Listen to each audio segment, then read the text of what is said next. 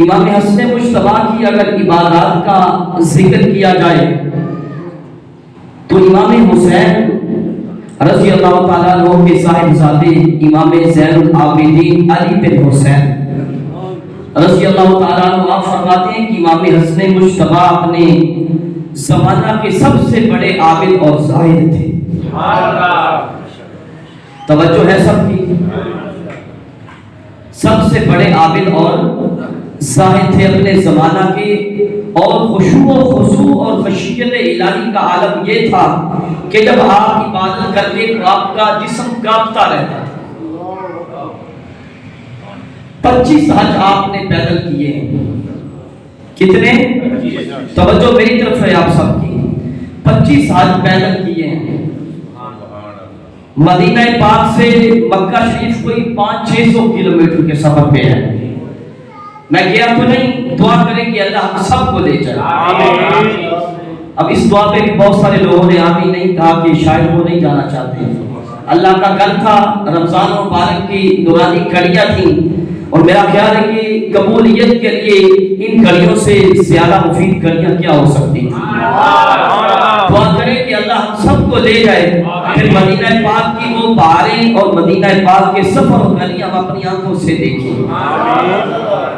لیکن بتانے والوں کے اقوال کے مطابق مدینہ پاک مکہ شریف سے کوئی 500-600 کلومیٹر کی مسافت پہ ہے.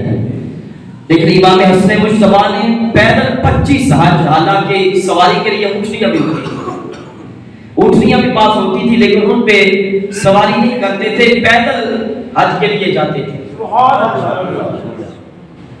جب پوچھا گیا کہ آپ ایسا کیوں کرتے ہیں تو فرمایا کہ مجھے میرے رب سے شرم آتی ہے. مجھے میرے رب سے شرم آتی ہے کہ میں اس کے گھر اس کی ملاقات کے لیے جاؤں اور سواری پہ سوار ہو کے جاؤں. شاید آپ سب کو بات سمجھ نہیں آئی ہے تو پھر آپ مجھے بھی بتایا کریں، آپ کو سمجھ میں آتی ہے. اس لیے یہ محفل جو ہے یہ یہاں یہ اپنا کیا کہتے ہیں کہ سونے والے لوگوں کی محفل ہوتی ہی نہیں ہے، یہاں تو جاگنے والے لوگوں کا کام ہے. اس لیے جاگ کے بیٹھا کریں، جب آپ سمجھ آئے تو مجھے بتایا بھی کریں کہ ہمیں سمجھ میں آ رہی ہے. تکبیر،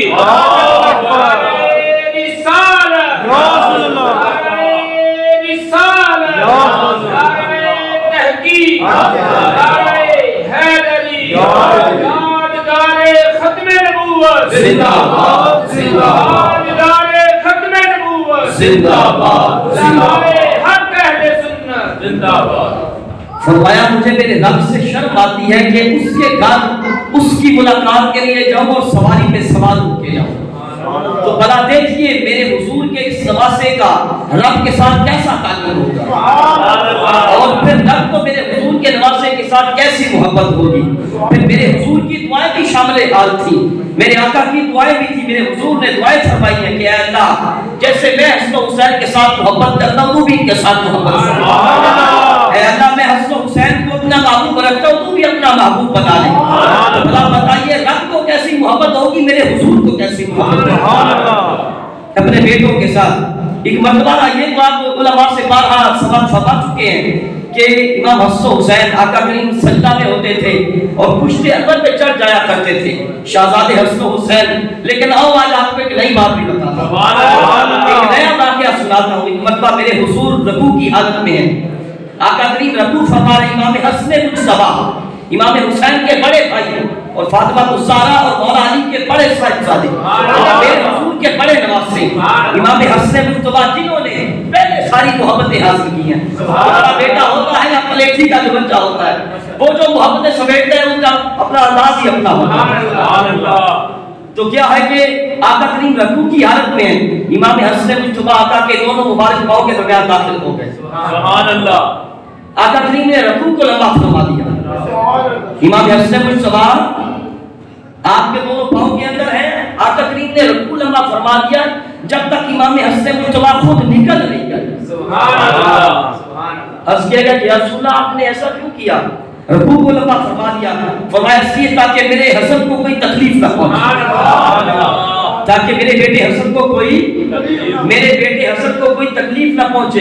ایک مرتبہ دونوں شہزادوں کے درمیان امام حسن مجتبی اور امام حسین کے درمیان چھوٹے شہزادے ہیں، کشتی ہو گئی آپس میں. کیا ہوا؟ سب بولیے کیا ہوا؟ آپس میں کشتی ہو گئی.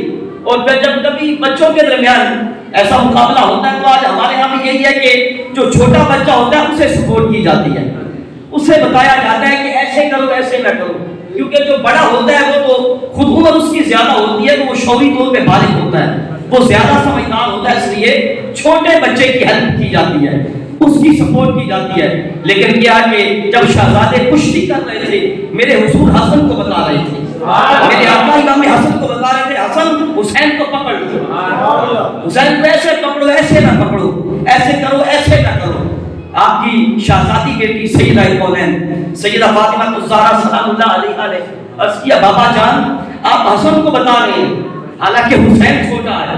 چھوٹے کو بتایا جاتا ہے جیسے آج ہمارے یہاں بھی ایسے ہی ہے نا، اور اس دور میں بھی ایسا ہی تھا، بتایا چھوٹے کو جاتا ہے، لیکن آپ حسن کو بتا رہے حسن بڑا ہے. میرے حضور نے فرمایا فاطمہ جبرائیل بھی تو حسین کو بتا رہا ہے.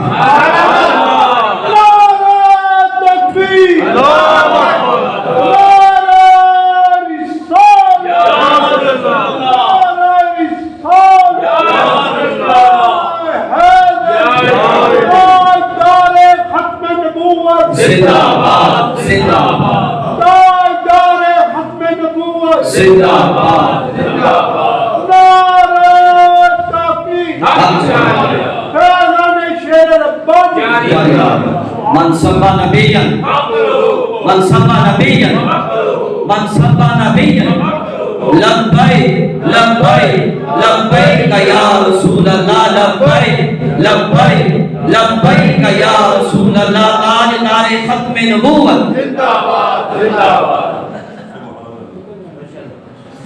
فرمایا کہ بیٹی جبرائیل بھی تو حسین کو بتا رہا ہے کہ حسین ایسے پکڑ لو، اس حسن کو پکڑ لو ایسے پکڑو، تو میں حسن کو بتا رہا ہوں. تو بھلا بتائیے میرے حضور کو کیسی محبت تھی شہزادوں کے ساتھ، اور امام حسن مجتبی کے ساتھ آقا کریم کو کیسی محبت تھی، پھر خدا کو کیسی محبت ہوگی. تو بھلا بتائیے حسن اگر خدا کو کچھ کرنے کے لیے کہیں گے تو خدا کر نہیں دے گا، رب کر دے گا یا نہیں. ایک مرتبہ سفر کے دوران ایک باغ کے پاس سے گزر ہوا، کھجوروں کا باغ ہے، سارے درخت اس کے خشک ہو چکے ہیں. امام حسن مجتبی کے سفر میں آیا، آپ نے اس باغ میں ایک خشک درخت کے نیچے آرام کے لیے بستر لگایا. آپ کے ساتھ حضرت زبیر بن عوام کے صاحبزادے بھی تھے. میں نے عرض کیا کہ باغ کے سارے درخت خشک ہو چکے ہیں کھجوروں کے. حضرت زبیر کے صاحبزادے نے یہ عرض کیا کہ حضور اگر ان درختوں پہ کھجوریں ہوتی ہم لوگ کھا کے تازہ دم ہو جاتے. اب حضرت زبیر کے صاحبزادے نے اس امام حسن مجتبی کی بارگاہ میں یہ عرض کیا تھا کہ جب اٹھنے والا دامن کبھی خالی نہیں لوٹا تھا، جب اٹھنے والا دامن کبھی خالی نہیں لوٹتا، جو گھرانہ ہی نہ چھپالوں کا، جو گھرانہ ہی کریموں کا. اس لیے تو گولڈے کے پیر نے کہا آؤ در زہرا پہ پیدائش ہوئے دامن، اے نسل کریموں کی لجپال گھرانہ، وہ تو نسل ہی کریموں کی ہے، اس لیے اٹھنے والا دامن کبھی خالی نہیں لوٹتا. ایک مرتبہ نا آپ کا گزر ہوا دیکھا کہ ایک حبشی غلام، اب امام حسن نے دیکھا حبشی غلام بیٹھا کھانا کھا رہا ہے اور پاس ایک کتا بھی بیٹھا ہے. وہ غلام ایک لقمہ خود کھاتا ہے، ایک لقمہ کتے کو کھلاتا ہے. ذرا توجہ سے سننا کہ یہ کریم کتنا نوازتے ہیں، یہ کتنا عطا کرتے ہیں، پھر بن مانگے عطا کرتے ہیں، بن مانگے عطا کرتے ہیں. دیکھا کہ وہ حبشی غلام ایک لقمہ خود کھاتا ہے، ایک کتے کو کھلاتا ہے. آپ نے اس سے پوچھا کہ تو ایسا کیوں کر رہا ہے، ایک لقمہ خود کھاتا ہے ایک کتے کو کھلاتا ہے. اس نے عرض کیا کہ مجھے شرم آتی ہے کہ میں خود تو کھاؤں اس کتے کو نہ کھلاؤں. جب فاطمہ الزہرا کے جائے ہوئے میں مولا علی کے لفظ جگر میرے حضور کے پیارے نواسے نے یہ سنا، اپنے دل نے کہا کہ اس کو نیکی کا بدلہ ضرور ملنا چاہیے، اس کو نیکی کا بدلہ، اس کو نیکی کا بدلہ ضرور ملنا چاہیے. اس کو فرمایا کہ یہاں رکے رہنا. اس غلام کو کہا کہ یہاں رکے رہنا، میرے آنے تک میرا انتظار کرنا. اس کے آقا کے پاس گئے، وہ جو غلام تھا اس کے آقا کے پاس گئے اور اس سے اس غلام کو خرید لیا. کیا کیا؟ سب کیوں نہیں بول رہے آپ؟ اس غلام کو خرید لیا، اور جس زمین اور اراضی پہ اس غلام کی ڈیوٹی تھی، یعنی جس زمین کی وہ حفاظت پہ مامور تھا، وہ زمین بھی خرید لیا،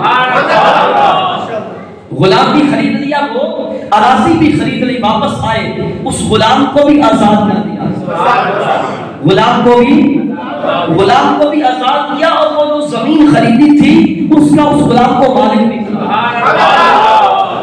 کتنا نوازتے ہیں، لیکن مانگے نوازتے ہیں۔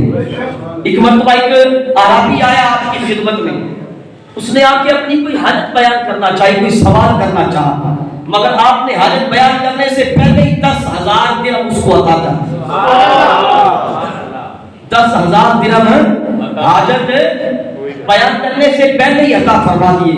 اس عربی نے عرض کیا کہ حضور ابھی تو میں نے اپنی حالت بیان نہیں کی، آپ نے حالت بیان کرنے کا موقع ہی نہیں دیا، پہلے ہی عطا فرما دیا۔ آپ نے فرمایا کہ ہمارے نفوس بن مانگے عطا کرنے والے ہیں، اور سوال کی وجہ سے ہم نہیں چاہتے کہ سائل کی پیشانی ہر تعلق ہو جائے، یعنی اس کو شرمندگی کا سامنا کرنا پڑے۔ تو وہ امام حسن مجتبیٰ، وہ جو نسل ہی کریموں کی ہے، حضرت زبیر کے ساتھ جاتے ہیں، اس بارگاہ میں عرض کیا تھا کہ حضور اگر ان درختوں پہ کھجوریں ہوتی، خشک درخت ہیں کھجور کے، اگر ان پہ کھجوریں ہوتی تو ہم کھا کے تازہ نہ ہو جاتے۔ جب حضرت زبیر کی یہ بات سنی تو آپ نے ہاتھ اٹھا دیے دعا کے لیے ہاتھ اٹھا دیے، اور اس کیا کہ باری تعالیٰ ان خشک درختوں پہ تازہ کھجوریں کا نام